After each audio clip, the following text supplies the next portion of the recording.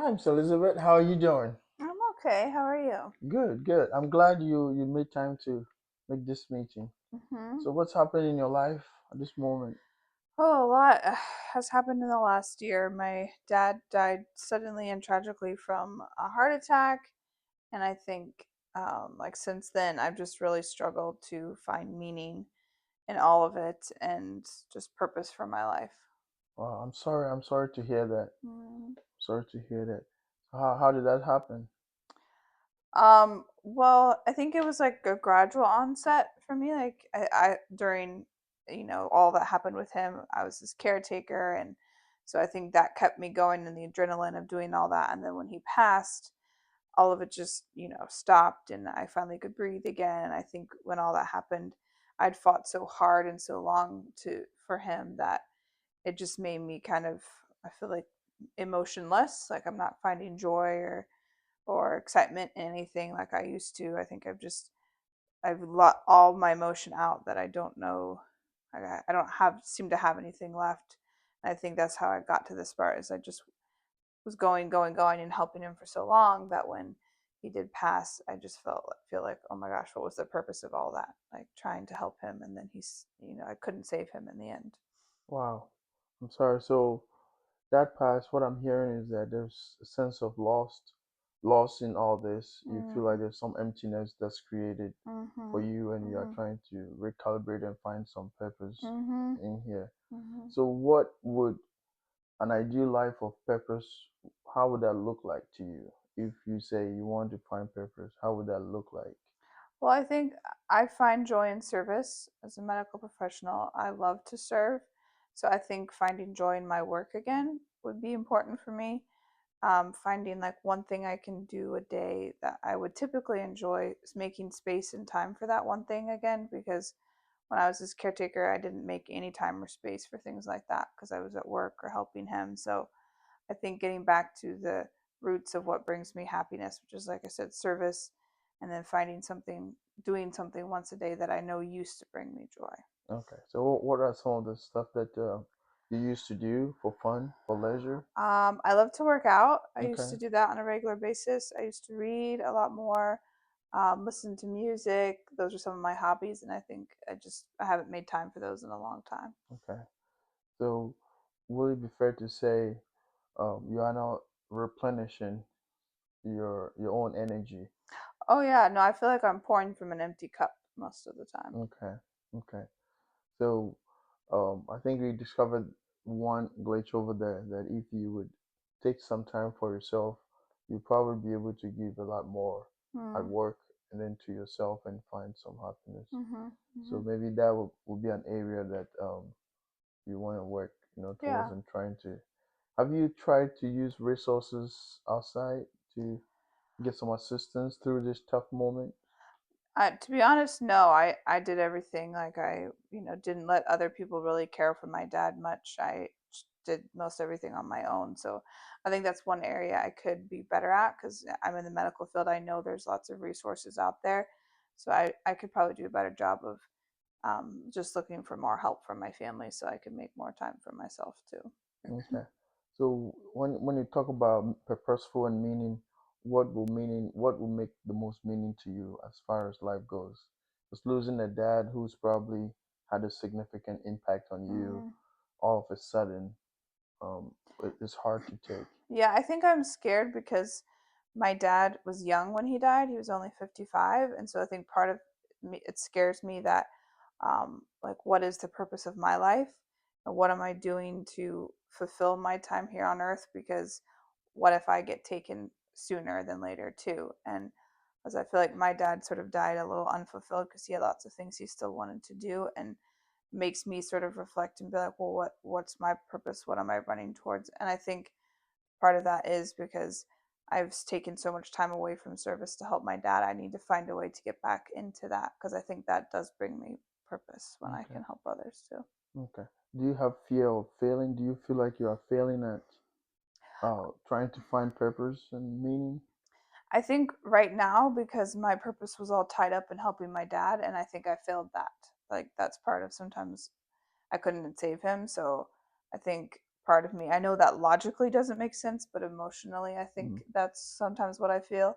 And I'm afraid that I will do that again to some of my patients or something. Like, what if I fail them? And so I think that sometimes makes it hard for me um, to find the meaning and the purpose of service because it might fail too. mm. But you understand that, in life we are born once and we die once, Mm-hmm. and it doesn't follow any order. Yeah. It could be a child, it could be a young person, or it could be an older person. Mm-hmm. So the age of death, yes, it doesn't follow the normal cycle, but Mm-hmm. we are also not promised when we would Yeah, die. that's true. Does that make sense? Yeah, it And does. so, in reality, we all don't have a time clock for when we would die. Mm-hmm. So I think it's something that if we look at it that from that angle, we will start putting blame. You will start putting blame on yourself because you couldn't Mm-hmm. have control at the time Yeah. you would have had on Earth. Yeah. Just as you would not be able to control the time you would have on Earth, I True. wouldn't be able to do that. We can eat right and do everything right, but there are circumstances above us. Mm-hmm. So we have to be recognizant of things we can control and Mm-hmm. things we cannot Mm-hmm. control. Okay. So Mm-hmm. maybe that would help dealing with that emptiness. And then also for your life, now we've established that you want to get back at, getting some time to spend to do with the stuff that you enjoy doing Mm-hmm. again, Mm-hmm. so you can, build your own momentum, your own Mm-hmm. momentum, and also get some energy moving Mm-hmm. forward. Mm-hmm. Because it looks like you've emptied your cup very much so Mm-hmm. throughout this experience. You've burnt yourself out. Mm-hmm. And what would success in this journey mean to you? What would be the goal? What would be the target that would tell you that now you've made progress from now that you are lost in this all to um, now you are making progress or you've gotten somewhere? What would that journey look like?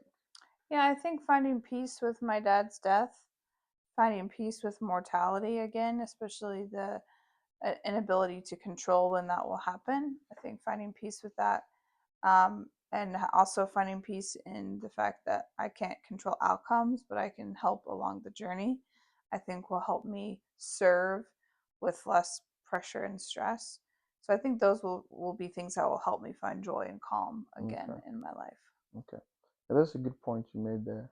So you realize that there's no script for life, Mm-hmm. so the script is what we write. Mm-hmm. If we would come up with plans and take responsibility for our own happiness and engage in things that give us happiness, we would get Mm-hmm. happiness. So, Mm-hmm. you know, making time for things that we know help us. In your case, you need time to maybe get back in working out, Mm-hmm. maybe get back in getting enough sleep, get back in, eating healthy, and then also trying to fill that energy that you've lost over time. Mm-hmm. So could that be a good goal going forward?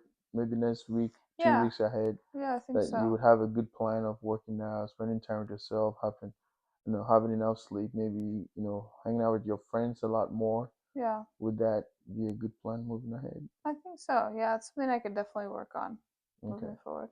Okay. Well, we would plan on that, and then when we get together, we'll continue with how that played out for you. Okay, All right. Well, thanks so much sounds for good. coming in. Thank you. Hmm. In this session, I used an existential therapy approach with my client who had recently lost her dad. She had been his primary caretaker, and his passing left her feeling a deep void, guilt, and a loss of personal meaning and purpose. I chose existential therapy because it helps explore fundamental concepts such as responsibility, freedom, and mortality, which were central to what my client was experiencing. What went well was the strong therapeutic connection. I used reflective listening, open ended questions, and restated her thoughts to make sure she felt well understood. I focused on helping her explore the concept of personal responsibility to empower her to take steps towards self care and reclaiming her identity. The client responded positively. She realized she hadn't been prioritizing her own needs She committed to adding some hobbies, exercise, and more social interaction into her daily routine. I measured the session's effectiveness through her body language, increased openness, and the emotional shift I observed, moving from guilt to motivation. Her willingness to take action also showed progress. Overall, I believe I showed a way or an effective way to use the existential therapy with client centered care throughout the session.